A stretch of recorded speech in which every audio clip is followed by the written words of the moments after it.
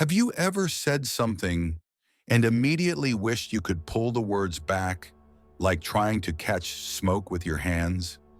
Have you ever watched a single sentence, one joke, one comment, change how someone looks at you forever?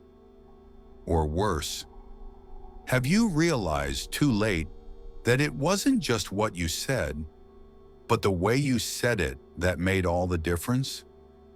Words are weapons, words are windows, words are mirrors. They reveal more than we intend, and sometimes they destroy what we meant to protect. In today's world, where words fly faster than thought and comments live forever, most people forget that speech is not just communication.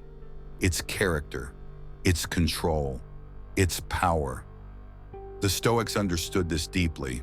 Marcus Aurelius once reminded himself, "Better to be silent than to speak in haste." To them, silence wasn't weakness, it was wisdom, and restraint was a form of self-mastery. In this video, we'll explore 6 things that intelligent people never say, not because they're hiding anything, but because they've learned a truth that most people ignore. Sometimes the strongest voice is the one that knows when to stay quiet. So if you've ever felt the sting of your own words, if you've ever wondered why some people speak less but carry more weight, stay with me. What comes next may forever change the way you use your voice. Let me tell you about John. He was sharp, the kind of person who always had a fact ready, a quote at his fingertips, and a way of turning any conversation into a stage for his knowledge. At first, people admired him. They listened, they nodded. But over time, something subtle changed. When John spoke, people stopped engaging.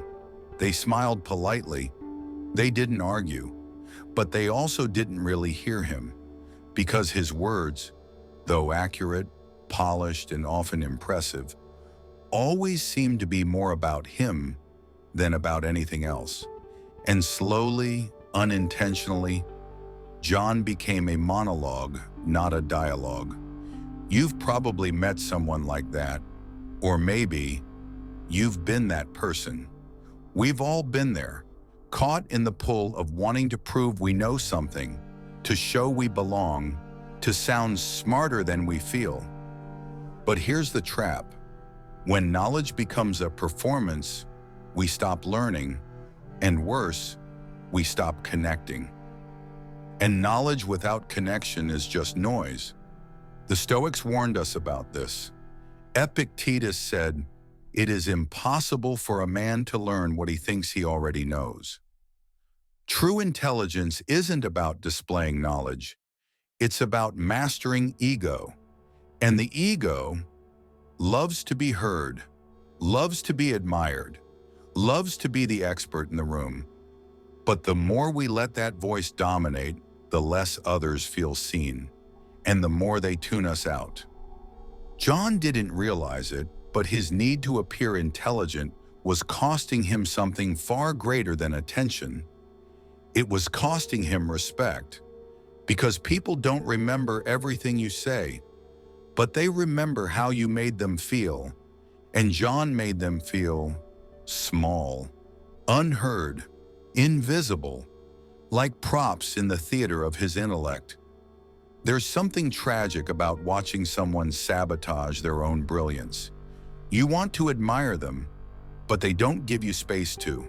They fill every silence, answer every question, correct every small mistake. And in doing so, they miss the most powerful opportunity a wise person has: to listen, to absorb, to reflect. What John didn't understand, and what many don't, is that real wisdom doesn't need to announce itself. It reveals itself in listening, in silence, in the ability to sit with what we know without needing to prove it. Because when you're truly confident in your knowledge, you don't need others to validate it. You simply live it. There's another danger too. When you talk constantly about what you know, you also reveal what you don't. You expose gaps, invite unnecessary criticism, and most importantly, you rob yourself of the chance to learn something new. Why? Because no one wants to teach the person who already acts like they know everything. Even worse, they stop offering their thoughts altogether. And that's how you lose insight, innovation, and influence. One of the most powerful moments in any conversation is the pause where you could speak, but choose not to. Not because you're afraid, not because you're unsure, but because you value understanding more than dominance. Stoicism teaches us this restraint, that every word carries weight, that every sentence should serve a purpose, not to impress, but to illuminate. When you boast, even subtly, you shift the spotlight from connection to comparison, from sharing to showing off. And that shift, though small, changes everything. There's a saying from Zeno, the founder of Stoicism: "We have two ears and one mouth, so we may listen twice as much as we speak." But John, he lived the opposite. And as his voice grew louder, his impact grew smaller. It wasn't until someone pulled him aside, a mentor, calm but firm, and said, "John, you're not wrong, but you're not helping either." That one sentence hit deeper than any argument ever could. He realized that in trying so hard to be respected, he had forgotten how to be relatable. So he changed. Not overnight, but slowly. He started asking more questions than he answered. Let others finish their thoughts. Learn to sit in silence without discomfort. And something beautiful happened. People leaned in again. They spoke more freely. And when John did speak, his words finally meant something. Because the most intelligent people don't need to dominate the room. They elevate it. Let's go deeper. There was a time in my life when I thought confidence meant certainty. I believed that having strong opinions and stating them loudly was a sign of strength. So when I became a team lead for the first time, I walked into that role ready to lead, ready to assert, ready to correct people when they were wrong. What I didn't realize was that most of the time, they weren't wrong. They were just different. One afternoon, I cut someone off during a brainstorming session. They were explaining an idea I didn't agree with, and I interrupted, not with curiosity, but with correction. The room went quiet, not because I was right, but because I had just silenced someone. Later that week, my manager pulled me aside. He wasn't angry, just honest. He said, "You're smart, but if you keep shutting people down, you'll lose more than just their ideas. You'll lose their respect." And he was right. The Stoics taught us something that hits hard here. They believe that wisdom isn't just about what you know, it's about how you hold space for what you don't. Marcus Aurelius wrote, "The opinion of 10,000 men is of no value if none of them know anything about the subject." But he also warned, don't be overheard contradicting others, especially when you're not sure yourself. Smart people don't fear being challenged. They welcome it, because challenge means growth. It means the world isn't just an echo of your own beliefs. It's bigger, richer, more complex. And when you dismiss someone else's perspective too quickly, you're not showing intelligence, you're showing fragility. You're proving that your ideas can't survive scrutiny. Here's the part no one tells you.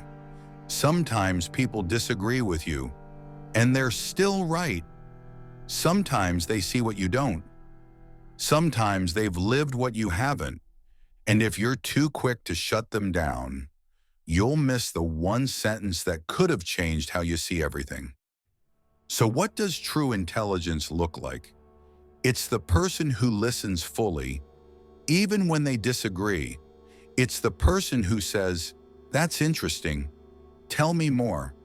It's the leader who pauses before responding, not to gather a comeback, but to actually hear.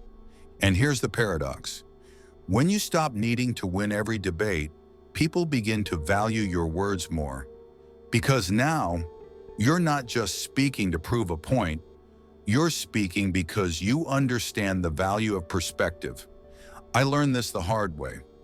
I watched how, after I started listening more, my team began speaking more freely.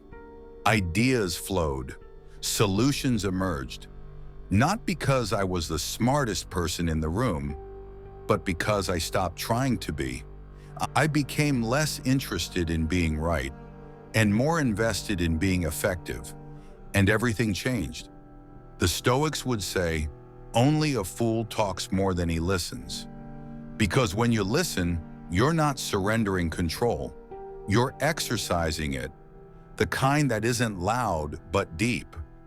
So the next time someone says something you disagree with, pause. Don't cut them off. Don't dismiss it.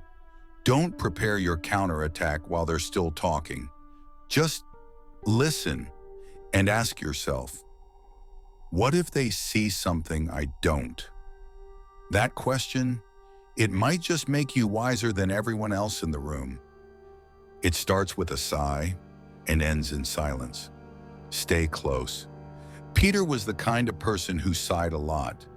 Every conversation with him carried this invisible weight, not because life had been unusually cruel to him, but because he carried his stress like a badge of honor.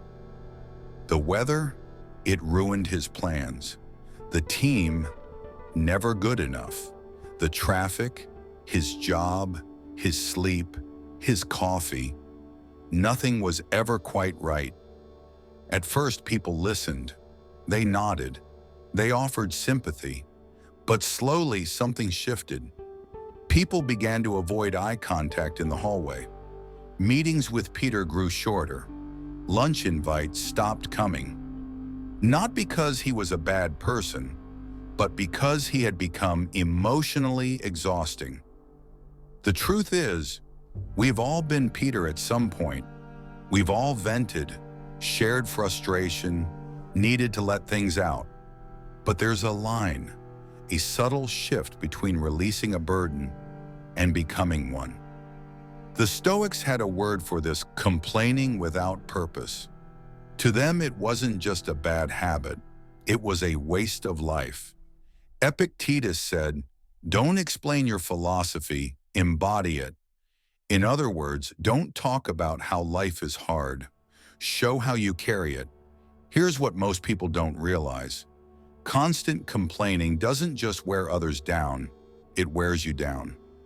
Every time you vocalize something negative without intention, you reinforce your identity as a victim, as someone powerless, as someone waiting for the world to change instead of changing themselves. And little by little, you start believing that you have no control, that everything is happening to you, not through you. Peter wasn't weak, but his words made him sound that way. He had choices, he had options, he had the ability to shift. But he was too used to telling the story of how stuck he felt, to ever reach for something different. Complaining is seductive. It gives you an immediate reward, attention, validation, the illusion that you're doing something about the problem. But in reality, you're just rehearsing it over and over and over, and repetition creates reality. So what do the truly intelligent do? They vent strategically, to trusted people, in private moments, with intention. Then they act. They shift their energy away from the problem and into the solution. They speak not to escape the weight, but to understand it, then lift it. Marcus Aurelius wrote, "You have power over your mind, not outside events. Realize this, and you will find strength." Every time you complain, You surrender that power. You hand your peace over to circumstances. And slowly, you lose the discipline that Stoicism is built upon. So here's the truth. You're allowed to feel tired. You're allowed to be overwhelmed. But broadcasting that constantly, that's a choice. And choices shape perception. People may never say it to your face, but they remember the feeling of being around you. And if that feeling is always heavy, they'll eventually step back. Not to punish you, but to protect their peace.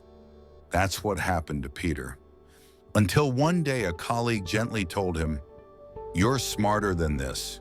You just sound like you forgot." That one sentence woke him up. He realized he didn't need to be positive all the time. He just needed to stop making his pain louder than his power.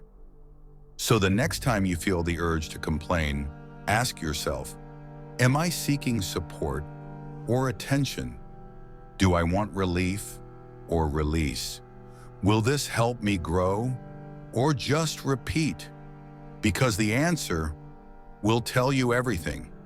In the next few minutes, you'll hear a lesson few people ever learn until it's too late. How one tiny habit can silently destroy your integrity, shatter your credibility, and make others stop believing in your words. And it all starts with something we've all done at least once. Let's go deeper. There was a time I thought being smart meant being sharp. Sharp with your words, quick with your corrections. Ready with a counterpoint the moment someone finishes their thought. That was me. I thought listening was passive and speaking was power. So when I stepped into leadership for the first time, I was ready to command. I had the answers. I had the data. I had the voice.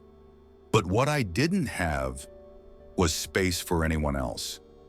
I remember a particular meeting. A teammate was sharing an idea for a new workflow. Something I didn't agree with.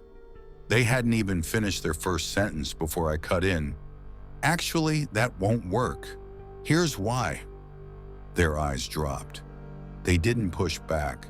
They didn't argue. They just stopped talking. That silence haunted me.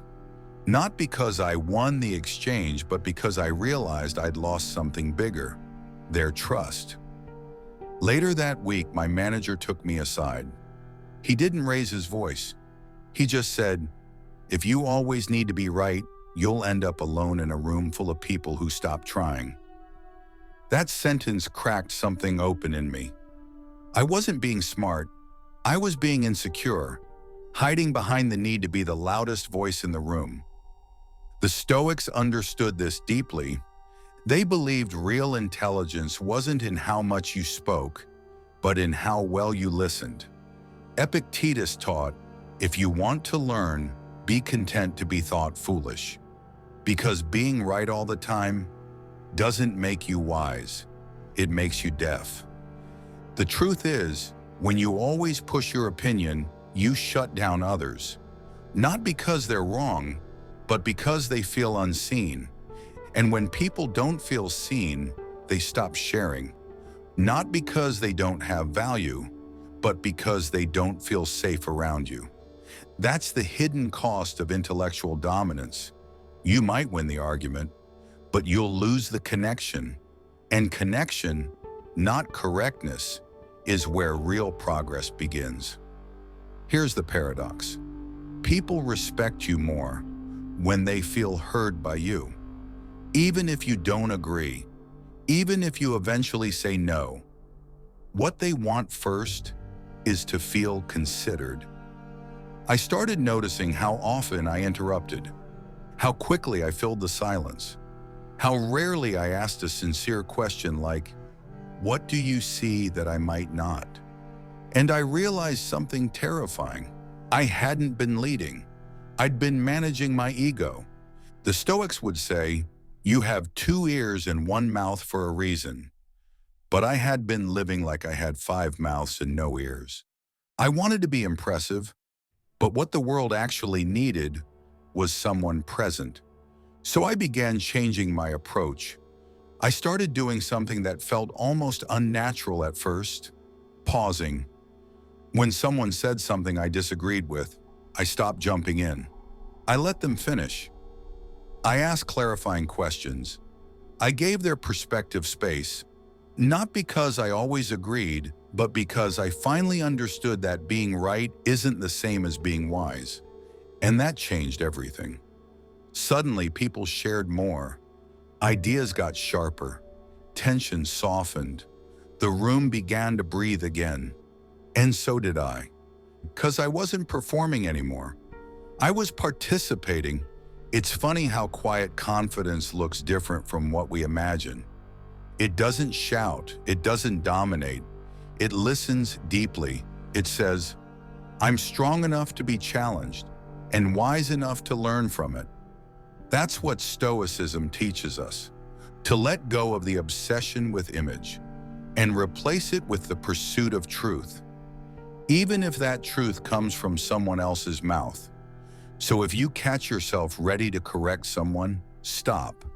Ask yourself, am I protecting truth or just my pride? Am I leading or just trying to be admired?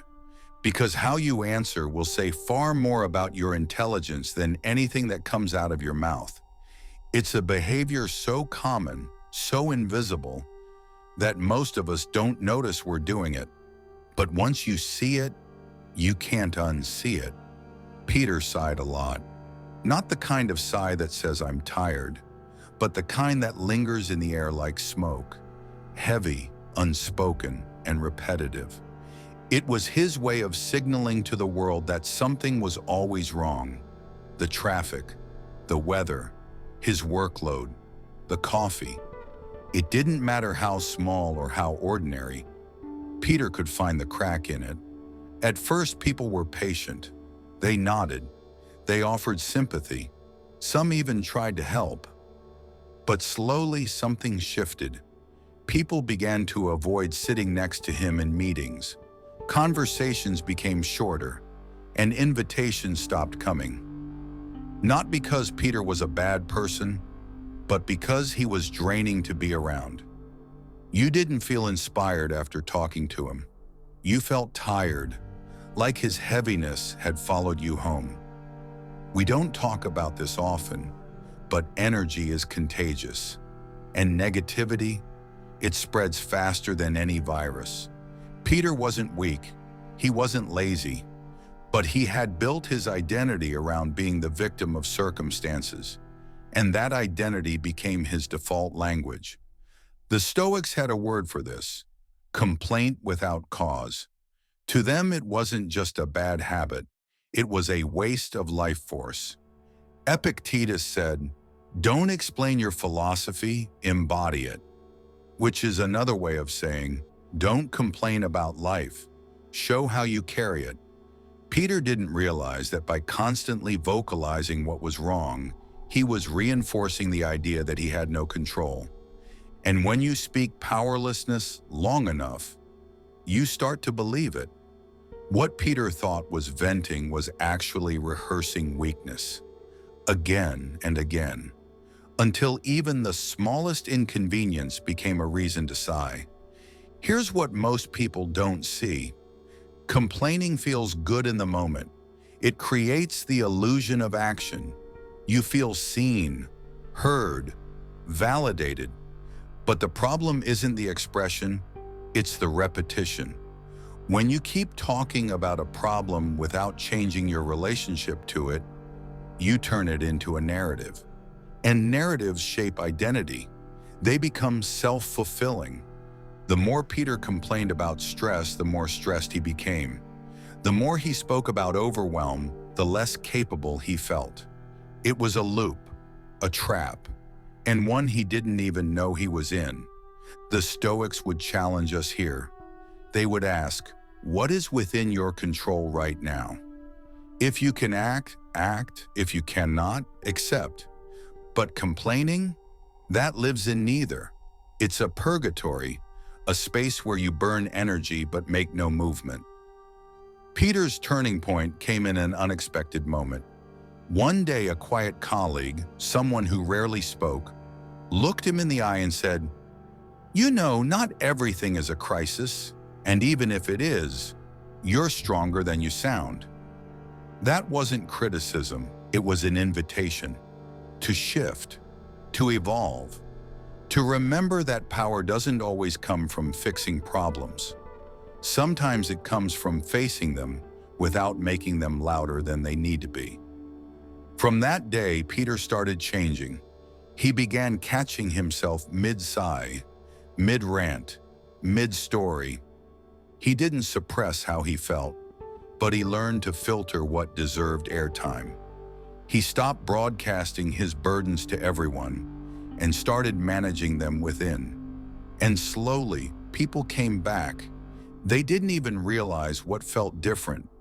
But suddenly, Peter wasn't a storm cloud. He was a person again.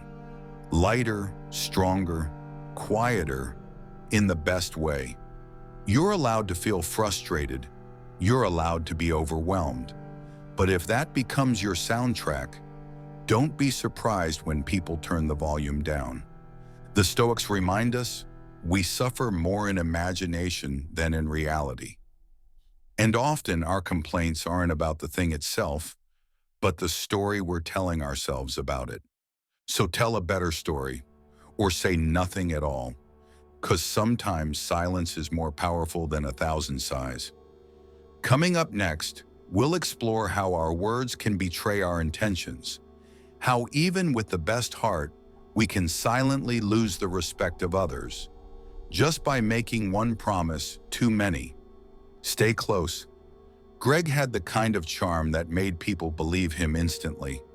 When he smiled and said, "I'll take care of that," you believed it. When he nodded and promised, "I'll be there," you counted on it. But over time, something strange happened. People stopped asking Greg for help, stopped involving him in projects, stopped inviting him to things that mattered. Not because they didn't like him, but because they didn't trust his follow-through. Greg didn't lie to manipulate, he lied to please. He said yes, not because he was committed, but because he was uncomfortable with no. And like so many of us, he confused being agreeable with being honorable. But they're not the same. You see, honor comes from integrity, from doing what you say even when no one's watching. Agreeableness, that just buys you temporary approval. The Stoics were clear about this. They didn't care much for words, they cared about alignment between what you say, what you do, and who you are. Marcus Aurelius wrote, "Let your yes be yes, and your no be no." Because every promise is a thread, and when you break one, even a small one, the fabric of your character begins to fray. Greg wasn't a bad person. He just didn't realize that his casual promises weren't being forgotten. They were being tracked. Each "I'll do it later" that never happened. Each "I'll call you back" that never came. Each "I'm on my way" that really meant I haven't left yet. They all stacked up, not loudly, but quietly, like dust building on a shelf. Until one day, the weight of all those tiny disappointments collapsed what little credibility he had left. And here's the most dangerous part. Greg still saw himself as reliable, because in his intentions, he was. But the world doesn't judge us by our intentions. It judges us by our patterns. You might think, "But I meant well." But meaning well isn't doing well. The Stoics knew this.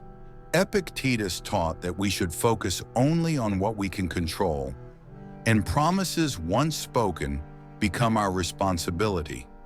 If you can't do it, don't say you will. If you're unsure, say so.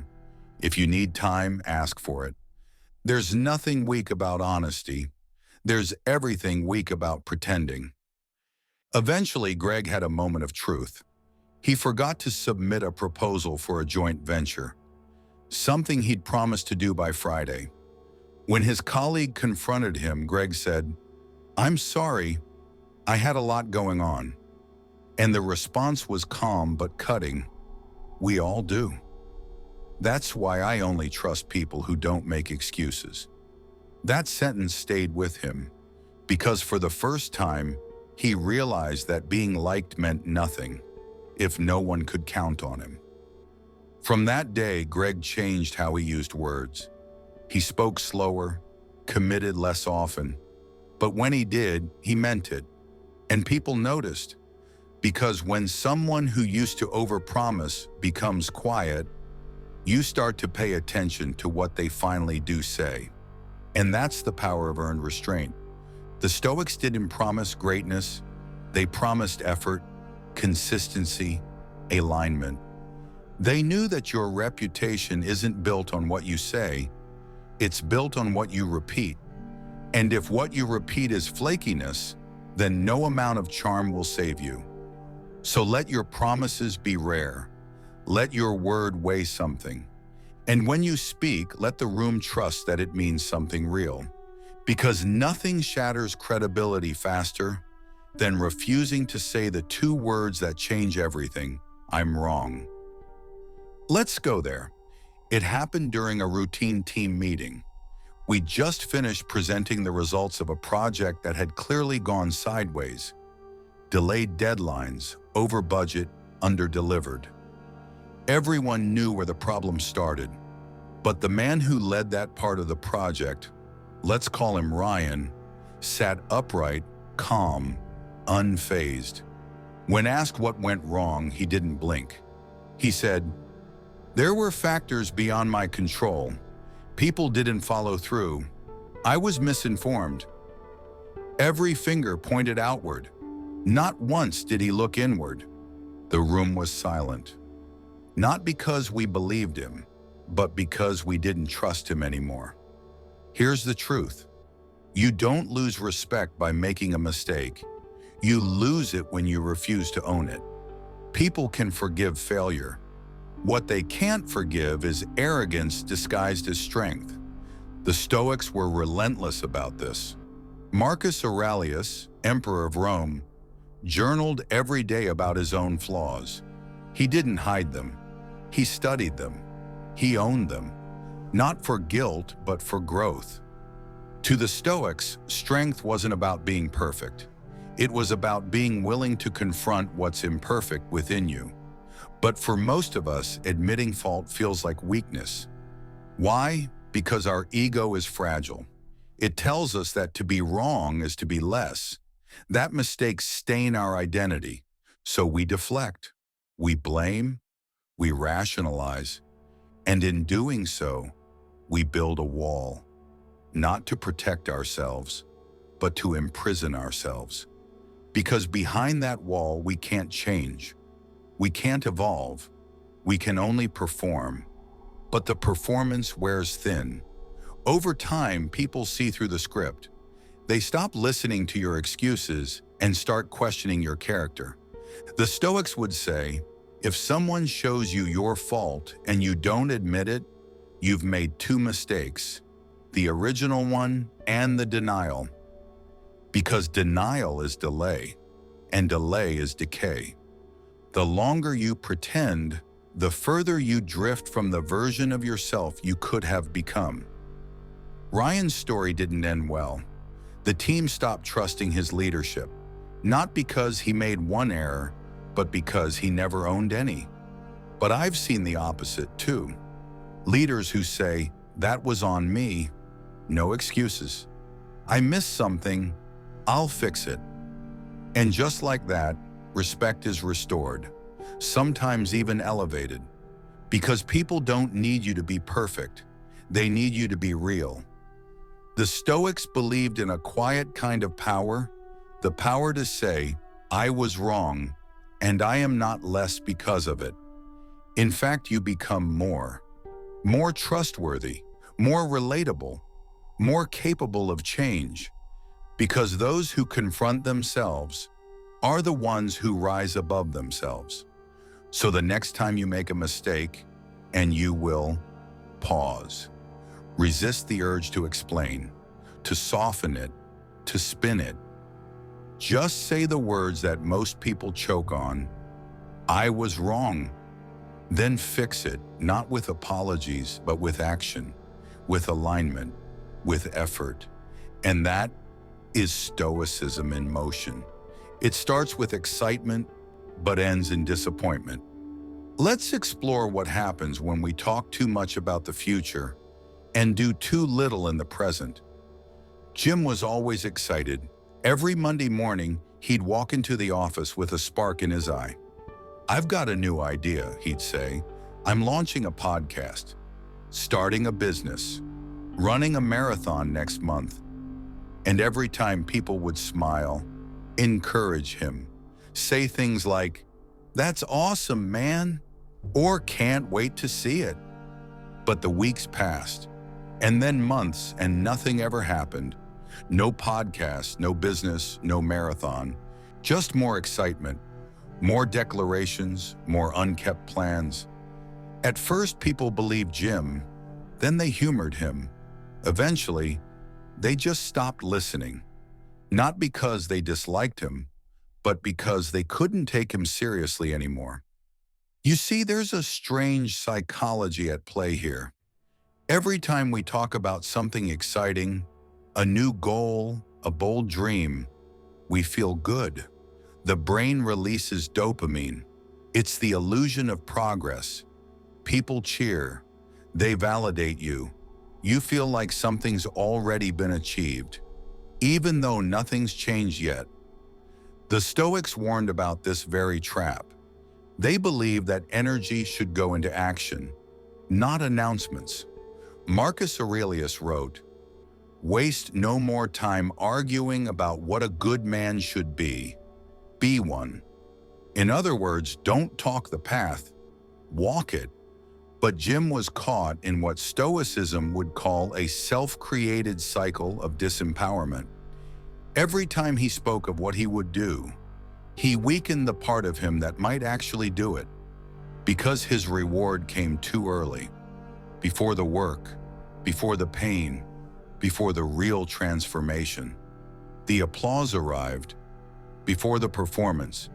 That's the trap of public declarations. They feel bold, they feel inspiring, but they often relieve the pressure to act.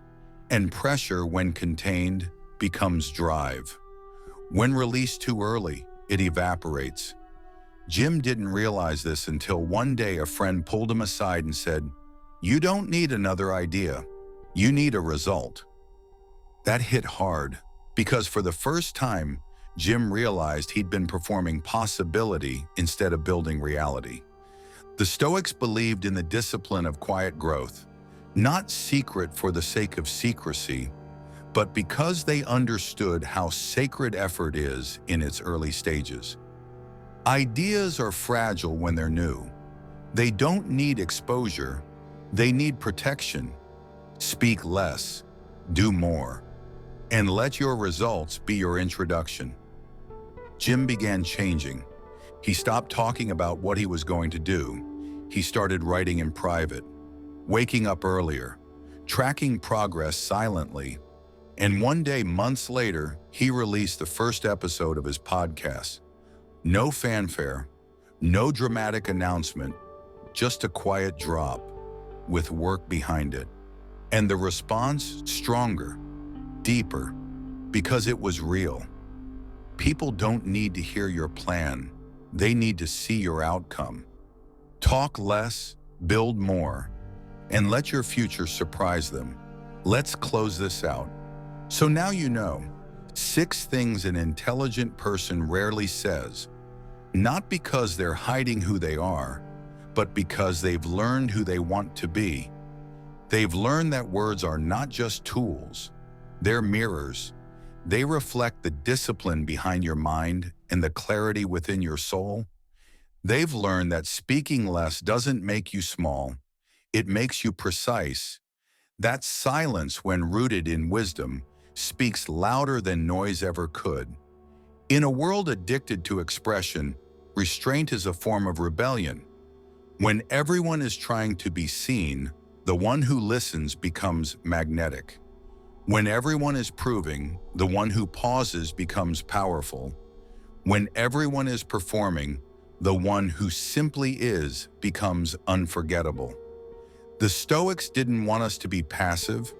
They wanted us to be purposeful, to use words like a scalpel, sharp, intentional, necessary.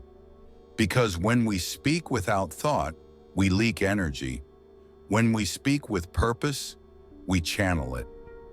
Look back at the 6 habits: boasting about knowledge, dismissing other views, complaining without action, making empty promises, denying mistakes, oversharing your plans.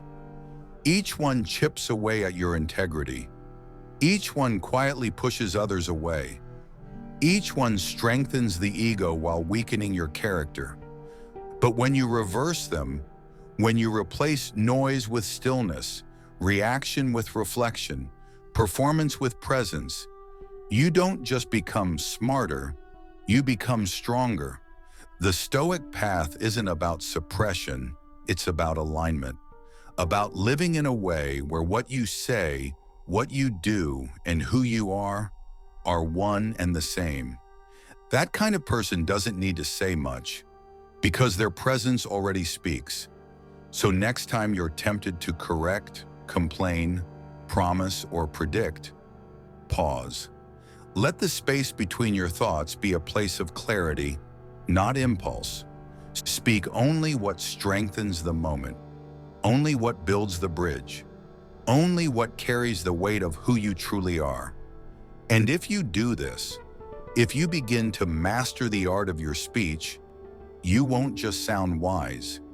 You'll become someone whose life is wisdom in motion. Thank you for watching. If this spoke to something in you, share it, live it, return to it. And remember, your voice is your power. Use it like your life depends on it, because in many ways, it does.